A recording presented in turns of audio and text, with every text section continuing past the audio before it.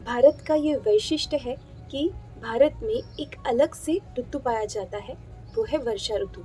और दूसरे देशों में वर्षा ऋतु ऐसा कोई अलग सीज़न नहीं होता, वहाँ कभी भी बरसात हो जाती। तो आइए जानते हैं वर्षा ऋतु के बारे में और इस ऋतु में क्या खाए क्या ना खाए, डूज एंड डोंट्स के बारे में। तो इस वीडियो को पूरा देखिएगा। नमस्कार, मैं डॉक्टर सोनाली। स्वागत है आपका निरोगी काया में। ग्रीष्म ऋतु, सूरज की तेज किरणों की वजह से हमारे शरीर की काफ़ी सारी शक्ति वो खींच लेता है, हमारा बल कम करता है।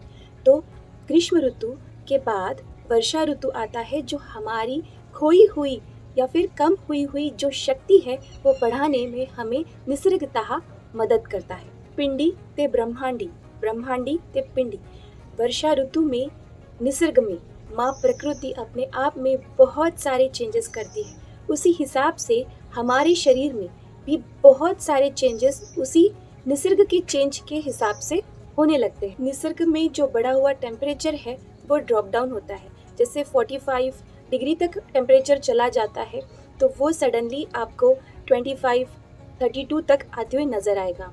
उसी हिसाब से हमारे शरीर में भी जो गर्मी थी, जो दाह हमें महसूस होता था, वो भी टेम्परेचर कम होता हुआ नज़र आएगा। और जैसे ही बारिश स्टार्ट हो जाती है, निसर्ग में ह्यूमिडिटी, जिसे हम आर्द्रता कह सकते हैं या फिर नमी कह सकते हैं, वो बढ़ने लगती है। और माँ निसर्ग को, माँ प्रकृति को जो भी बीज मिले हैं वो छोटे छोटे बीज अंकुरित होने लगते हैं। इसी तरह हमारे शरीर में भी नमी बढ़ने लगती है, जिसे हम क्लेद कह सकते हैं। और हमने जो भी गलतियाँ की हैं वो गलतियाँ एक बीज स्वरूप हमारे शरीर में भी अंकुरित होने लगती है और व्याधि का रूप लेती है। और इसी वजह से हमें वात और कफ की व्याधियाँ ज़्यादा देखने मिलती है। जैसे ज़्यादा सर्दी होना, ज़ुकाम होना या फिर बुखार आना, अस्थमा के पेशेंट्स को तकलीफ़ ज़्यादा होना या फिर जॉइंट पेन होना, ये सारी व्याधियाँ अपना मुंह ऊपर करती है बरसात के सीज़न में। और इसलिए भी इस ऋतु में वात का प्रकोप होता है और वात की व्याधियाँ बढ़ते हुए नजर आती है। वाग्भटाचार्य सूत्र स्थान के तीसरे अध्याय में कहते हैं, ग्रीष्म ऋतु में बहुत ज़्यादा धूप की वजह से हमारी अग्नि, हमारा बल कम होता है। उसी हिसाब से वर्षा ऋतु में वात आदि दोष का भी बहुत ज़्यादा प्रकोप होने की वजह से हमारे शरीर की जो अग्नि है वो कम ही होती है। वर्षा ऋतु में हमारे शरीर की नमी बढ़ती है, ह्यूमिडिटी बढ़ती है और इस वजह से हमारी जो अग्नि है वो भी कम होती है। और इसीलिए हम जो अन्न खाते हैं उसका ठीक से पाचन नहीं होता और वो, या फिर हम कह सकते हैं कि पाचन स्लो हो जाता है। और इसीलिए वर्षा ऋतु में 1 साल पुराना अनाज लेना चाहिए। जैसे 1 साल पुराना गेहूँ या फिर चावल, दाल, ये पाचन करने में हल्का होता है। आप चावल खा सकते हैं। चावल को थोड़ा रोस्ट कर ले और उसे ओपन वेसल में आप पकाएं तो ये पाचन करने में हल्का होता है।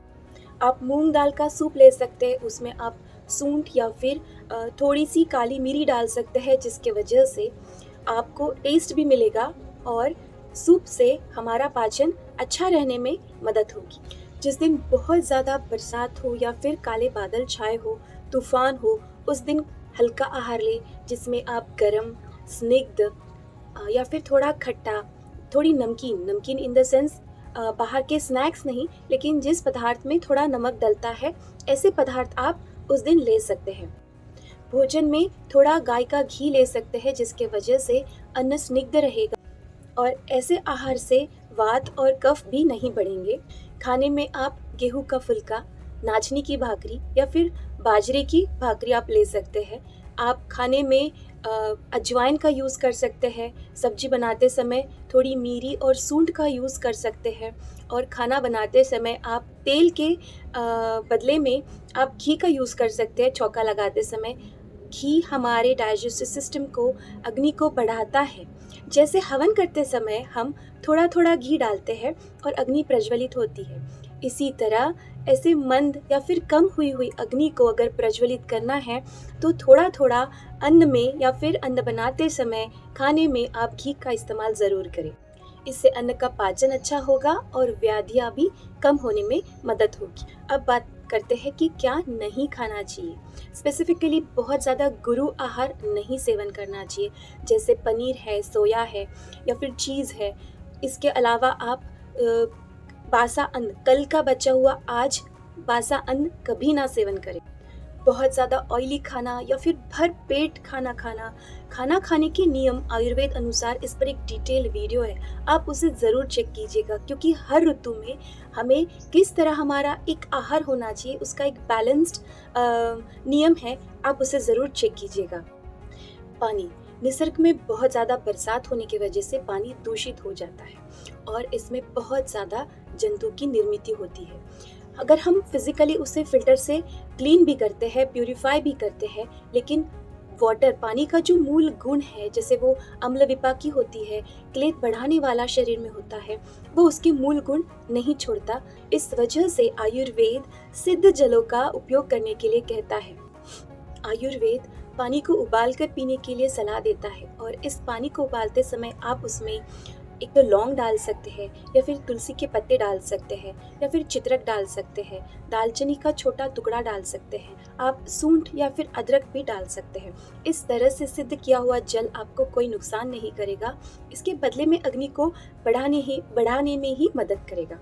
आयुर्वेद में पानी पीने को लेकर कुछ नियम है और वो नियम हर ऋतु में फॉलो करने वाले होते हैं, तो इस पर एक वीडियो है, आप उसे ज़रूर चेक कीजिएगा। वर्षा ऋतु में कंटामिनेटेड वाटर पीने के लिए मना किया है और इसमें आप नदी का पानी कभी सेवन ना करें, क्योंकि वो बहुत ज़्यादा दूषित होता है। तो ऐसे दूषित पानी अगर हम पीते हैं तो हमें प्रोटोजोल इन्फेक्शन हो सकता है, जैसे एमीबिक डिसेंट्री होना, वॉमिटिंग होना या फिर पैर में क्रैम्प्स आना, नौशिया यानी जी मचलाना या फिर बुखार आना या फिर आपको सर्दी भी हो सकती है। तो ऐसे पानी से आप ज़रूर बचें। दिवास्वाप, दिन में सोना, ग्रीष्म ऋतु में आप दिन में सो सकते हैं, ये ग्रंथकारों ने कहा है, लेकिन ग्रंथकारों ने बरसात की सीज़न में दिन में सोने के लिए और वो भी खाना खाने के तुरंत बाद सोने के लिए मना किया। अपचन से बहुत ज़्यादा व्याधियाँ आपको होने में मदद मिलती है। अपादचारी यानी बरसात के पानी में या बरसात की सीज़न में ज़्यादा चलने के लिए मना किया है, क्योंकि डायबिटिक जैसे पेशेंट को अगर चलते हैं और चोट लगती है तो बहुत ज़्यादा इन्फेक्शन बढ़ने के चांसेस होते हैं। आचार्यों ने वस्त्रों को धूपन करने के लिए कहा है और ये एक तरह का डिसइंफेक्टेंट जैसे काम करेगा। धूपन चिकित्सा बहुत इम्पॉर्टेंट है, इसके वजह से वातावरण में जो बैक्टीरियल और जो वायरल लोड होता है वो कम होता है और इन्फेक्शन के चांसेस बहुत ज़्यादा कम हो जाते हैं। जैसे कोरोना के काल में हमने हर एक चीज़ डिसइंफेक्ट या फिर सैनिटाइज करके ली है, उसी तरह ये उनका कहना है कि वस्त्रों को धूपन करके यूज़ करें। नित्य स्नान हमेशा गर्म पानी से करें, उष्ण जल से करें और इससे हमारे शरीर का वात भी नहीं बढ़ेगा। हमारे वातावरण में हम सुगंधित द्रव्य का यूज़ कर सकते हैं ताकि वातावरण प्रसन्न रहे और जो भी बादल छाए होते हैं उसके वजह से मन में थोड़े नेगेटिव विचार आते हैं या फिर डाउन सा चलता है, इसके लिए आप वातावरण को प्रफुल्लित करने के लिए सुगंधित पुष्प का भी यूज़ कर सकते हैं। वर्षा ऋतु में भी कभी कभी बहुत तेज धूप निकलती है, तो ऐसी तेज धूप में घूमना, वहाँ बैठना, ये भी आचार्यों ने मना किया है, क्योंकि अग्नि का बल कम होता है, पाचन संस्था स्लो काम करती है, इस वजह से भी आपको हार्ड एक्सरसाइज नहीं करनी है। आप हल्के फुल्के एक्सरसाइज कर सकते हैं, जैसे सूर्य नमस्कार या फिर थोड़ा वॉक कर सकते हैं जिस दिन बरसात ना हो। बरसात के दिनों में कुछ समय ऐसा होता है कि बहुत ज़्यादा बादल आते हैं, तूफान आता है और इस वजह से प्रकाश ठीक से नहीं होता। ऐसे में हमारी एनर्जी लो हो जाती है, मन ज़्यादा प्रसन्न नहीं रहता, नेगेटिव विचार मन में आने लगते हैं। तो ऐसे समय बच्चों को भी अध्ययन करने से एक आप ब्रेक दे सकते हैं। थोड़ा सा खट्टा, थोड़ा नमकीन, जो स्निग्ध है, ऐसे पदार्थ की रेसिपी दे सकते हैं, खाने में उनको मज़ा आएगा, एनर्जी चार्ज होगी। इसके वजह से शरीर में वात भी नहीं बढ़ेगा, शरीर में गैसेस भी नहीं बढ़ेगी और अग्नि का बल बढ़ेगा, जिसके वजह से शरीर में जो नमी है, ह्यूमिडिटी है, क्लेद है, वो भी कम होने में मदद होगी। तो इस तरह आप ऋतुचर्या का, वर्षा ऋतुचर्या का पालन करें, क्योंकि जो ऋतु संधि काल होता है 15 डेज, जो अभी समर सीजन के ख़त्म होने के जो लास्ट के 15 दिन हैं और वर्षा ऋतु के स्टार्टिंग के शुरुआत के जो 15 दिन हैं, जो 1 महीना है वो ऋतु संधि काल है। इसमें आप अपने अग्नि का बल देखकर, अपनी पाचन संस्था का बल देखकर खान-पान करें।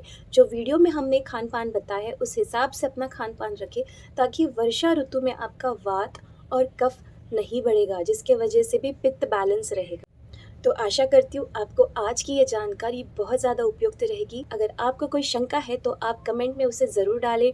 आप कौन-सा वीडियो अगली बार देखना चाहोगे, वो भी आप कमेंट में मेंशन कर सकते हो। अगर आपको आज की ये जानकारी उपयुक्त रही है, उपयोगी लगी है, तो इसे जल्दी से लाइक कर दीजिए और अपने परिवार के साथ, दोस्तों के साथ आप इसे शेयर भी कर सकते हैं।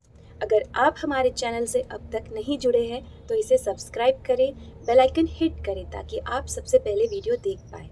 मिलते हैं नई वीडियो के साथ, नई जानकारी के साथ। नमस्कार।